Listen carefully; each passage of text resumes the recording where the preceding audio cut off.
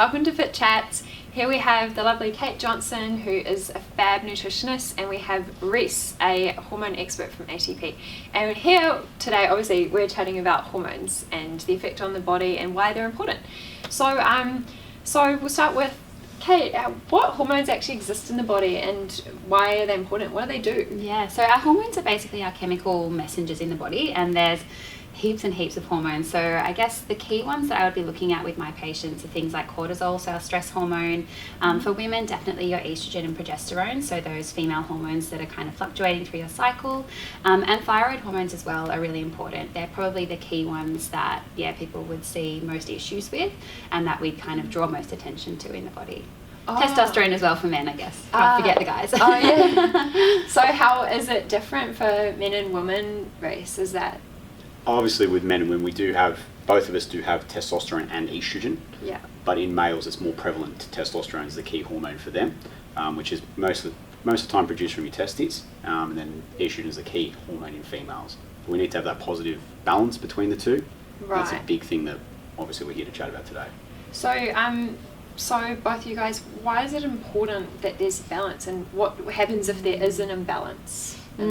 Everything can get thrown out when there's no balance. So I guess our hormones, everything in the body is kind of working on different feedback loops, and it's all controlled very tightly within certain ranges. So for example, in women, actually maybe we should go with cortisol. So in men and women, if you see cortisol, that stress hormone really elevated. So cortisol serves a purpose up to a certain point. And then when we see, there's so much stress, people are really busy, they're not sleeping well. So when that stress hormone is high all the time and never getting a chance to come back down, we can see things like immune function really gets depleted. People tend to hold a lot of weight around the middle, and it's kind of this catch-22 as well, where having extra weight around the middle, so cortisol will encourage that, but then that encourages more cortisol to be released in response to the same initial stress. So we start to see people's whole health really unravel. I guess for women, when we see estrogen really out of balance, they can have a lot of menstrual irregularities, conditions such as fibroids or polycystic ovarian syndrome can become more problematic. Lots of things, pretty much anything you can imagine. Yeah, everything. Everything goes out of balance. And for guys, what happens to them if there's an imbalance? It's basically kind of the same thing with cortisol, and that's a big thing in most people's life that they don't understand. They'll come in and say, I'm not losing weight. And you'll get the same thing. You'll address cortisol. Most people don't know what it is. They go, what is cortisol? I don't understand.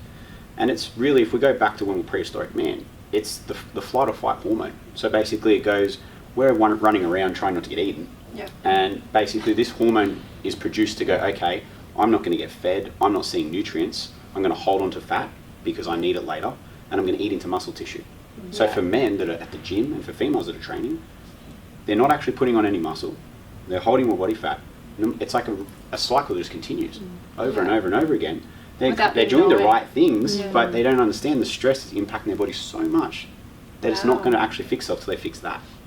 So it's huge. So actually someone on their weight loss journey or whatever, if they're not paying attention to hormones, it's kind of a huge miss, right? Oh, absolutely, yeah. And it's because they are all communicating, it's never just one thing. So you might have that key. So for example, if you are really stressed, then maybe that's the key for you to get in and sort of shift that and make some change, but you can't neglect the other hormones as well. Okay, cool. So obviously, reducing stress, that's going to benefit you greatly, but then are there any, supplements you can take, and which ones would you suggest? Maybe Kate, for women particularly, do you have something you'd suggest? Yeah, I guess probably across the board, the main nutrients that I would look at would be your B vitamins, so really good B vitamin complex. Zinc is really important as well, and magnesium. If I was to give just sort of a blanket statement that was going to be generally supportive of your hormones. I'm also a naturopath, so I deal with herbal medicine, and herbs work amazingly well for both men and women. I guess that becomes a little bit more specific depending on which hormones you're trying to affect. So couldn't really easily give like a general rule. But yeah, absolutely herbal medicine. So for example, if you need to increase progesterone, then you look at something like Vitex or Chase Treats, the common name. If you're looking at clearing your estrogen, so you might want to use things like St. Mary's Thistle or herbs that will support the liver detoxification. Yeah, lots of things that you can do to kind of tweak those hormones, but I guess you need to know more specifically for you what's high and grow. So you need to talk to the expert to get the right thing instead of just throwing something at it. Yeah, so, definitely. So that's important. And actually, Reese, you're well, acquainted with the stuff because ATP is one of the best, supplies for hormone So supplements. we do a lot of stuff for that. In direct response to cortisol, we do a product called CordRx. And basically one of the main herbs that we use in that, as being naturopath, you probably like, we use a lot of turmeric. Okay. Very good for a lot of people as well for the fact, main reason I like it, it's anti-inflammatory. So some people don't realise what that's actually doing internally. And it opens up the respiratory system. So they're able, a lot of stresses and things when people get anxiety, it's actually not a mental thing as per se, it's actually respiratory. So their lungs begin to enclose, they start feeling like they can't breathe. Stuff like turmeric can help as a bit of a relax in there. We also use a lot of rhodiola in our products, which is fantastic too for adrenal glands. So when our adrenals are cleansed and well utilised, that's going to help us balance cortisol more effectively. And for guys, especially, testosterone can actually be utilised more effectively because we can get our adrenals to utilise testosterone, whereas sometimes we are relying on androgens a little bit more. So being able to use our adrenal glands is fantastic. Wow. Okay, so that's for the cortisol, and then if someone has, say, an imbalance of their estrogen levels, would an estrogen blocker help with that? It depends, like as what you just said with the Chase Streak. We have the product Alpha Venus, and that is the main component. Yeah. So anyone that comes in that has PCOS, obviously polycystic ovary syndrome, any of those issues with ovaries, cysts on the ovary, stuff like that, it will help treat. It helps treat obviously PMS symptoms as well. Because basically what that's good. Kate was saying, like everything she's saying, I'm just sitting there like, oh my god, this is everything that I'm thinking as well. Yeah. And progesterone, so that makes healthy ovulation. So the Chase Tree will allow the body to do that more effectively. And it just allows estrogen utilization. Instead of it basically storing and being put to excess, it's actually utilized properly. And estrogen that's not needed is flushed out. So we do have that obviously in the Alpha Venus for females. We do the Alpha Prime as well, which males and females can use, but I would recommend you get a blood test first and get your estrogen levels so you can take it to someone like Kate. She'll look at it and go, okay, you've got this much estrogen. Yeah. Do you have these symptoms? Okay, we can treat it by giving you this product. So this is how we kind of look at these things. So we do need to have an expert like Kate. Our company is run by Matt, who's a naturopath and a research scientist, so he looks at these things as well. Yes, so and it comes down to the individual as well. So that's the key. And also for for anyone out there, what are kind of some symptoms that they may have that hormonal imbalance? I guess women are pretty lucky in a way because we do have that menstrual cycle, so that can get thrown out really easily. So you may start to experience either things like more PMS or maybe even your cycle completely goes missing. Some women, their period will stop when they're under stress or if that imbalance is really quite severe. I guess definitely the weight issue can be a big one as well. So you'll see people who are seemingly doing all the right things. So they're eating well, they're training, they're sleeping, but if they're just like, I cannot lose weight, and particularly that abdominal weight, that can be a big sign that something hormonal is out of balance. Actually, at the other end of that, if someone's thyroid is really over-functioning, so those thyroid hormones are out of balance, then they may be losing weight really quickly and they're not actually doing anything different. They could be feeling anxiety, they might be not sleeping quite as well. Lots of different things can be going on. But I think from that sort of body composition, and when you're seeing people who are training and trying to change that, it's generally that weight gain with seemingly all of the right other components No in there. reason. Yeah. Okay. And Reese, what do you think, are some certain lifestyle factors that can often throw the hormones out of whack that we're not aware of? Some of the big ones, obviously with work, a lot of people working long hours, not sleeping enough is a big thing. Sleep regulates nutrient uptake. It helps with our body actually cleansing out toxins. Yeah. Unfortunately, in today's day and age, we did a podcast on this, if you guys want to check it out, it's called Rise of the Mutants, and the guys go into all the cofactors in life that are affecting our hormones. So, water quality. Our water is pumped with so many chemicals that you don't know about that impacts hormones. Yeah. The food we eat is all sprayed with pesticides. So that's why there's been a rise in organic food, because people are going, okay, well, why am I not well? Why are my blood tests coming back wrong? And you look at the food they're eating, it's sprayed with things to make them last on the shelf longer. And then on top of it, which everyone can relate to, anyone that works these days, everyone has a mobile phone. So you've got electromagnetic radiation is one of the biggest problems for male sperm quality. No way. So, and for females as well, a lot of females that are around electronics, they leave their phone on their bedside table, they're on a laptop all day.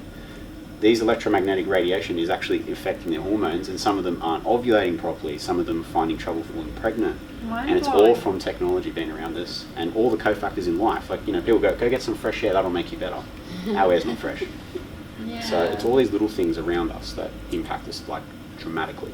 Wow, so the things that we can do to then prevent that is, as you said, to try to drink filtered quality water, organic food, try to get out in nature somewhere where you're not around all the pollution, right? Is there anything else you would suggest? I'll start with your suggestion, Kate, and then... So many things. This is like a massive rabbit hole that you can dive down.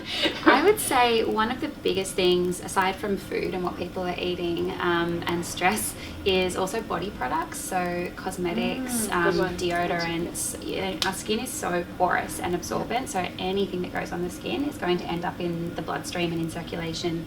I always find it really interesting when people are, they don't want to eat soy, for example, because they're like, oh, it's got heaps of estrogen, which it is untrue. It has phytoestrogens, so plant estrogens, yet they use commercial deodorant, they use commercial body moisturizers and soaps and things like that have actually something called xenoestrogens. So they're synthetic estrogens that we get from these chemically derived products, plastics, so plastic food containers, food wrap, and all of that is far more potent estrogenic compounds than things like soy. So yeah, definitely I'd be looking at body products and plastics and that kind of thing. Wow. Yeah. And Reese, do you have any other tips of It's a lot same? of a lot of what I was going to say there. A lot of people don't realise that, you pick up a deodorant in the shopping centre and you go, okay, cool, this looks fine. And then you look at the back and there's all these heavy metals in there. And they're spraying heavy metals straight into your skin, which is absorbent. So it intakes all this type of stuff. Just think about it. It's quite You start actually Yeah. going like that. When you actually start looking into things, you start reading things more. So the more you go to the shops, you're going to actually start looking at the back of products going, what is this? So that's why I always suggest to people look at organic, cosmetic companies for moisturisers. Yes. Deodorants are the same, aftershaves are the same. And these days, your body's so responsive. Our bodies are getting smarter as we get along, and they're more adaptable to what happens. So don't want to see what happens in the next 10 years when more and more chemicals are being put into things. I think it's also the layers of as you were saying, there's just so many factors in the environment, in our lifestyle that is causing these imbalances. So it's like we just need, it can be, the body products may not be the first thing that have been the problem, but it can be like the straw that broke the camel's back. So it just tips you over the edge. Your body's like, I can't do it anymore. So you got to do what you can, and maybe if certain supplements you take can counteract all the stuff that's going on, you'll be in a better place. So I mean, could the average person say just take things every day just to counteract that, or is it if you have an imbalance you should be taking it? I think if you can be mindful and, it's not to get scared and to be like, oh my God, there's so many things out there that are causing issues. Now I'm stressed about that. I think you've got to just inform yourself and do the best you can. So where you can change the food you're eating, change the food you're eating. Where you can change your body products, change your body products. And definitely when you feel in your body that something may be out of balance, or even just, I guess, as a bit of an insurance policy, doing a few supplements to kind of support all of those pathways of detoxification, it's going to be definitely helpful. Yeah, awesome. Well, you guys have been so informative. I've learned a lot. So thanks so much for coming in, and awesome.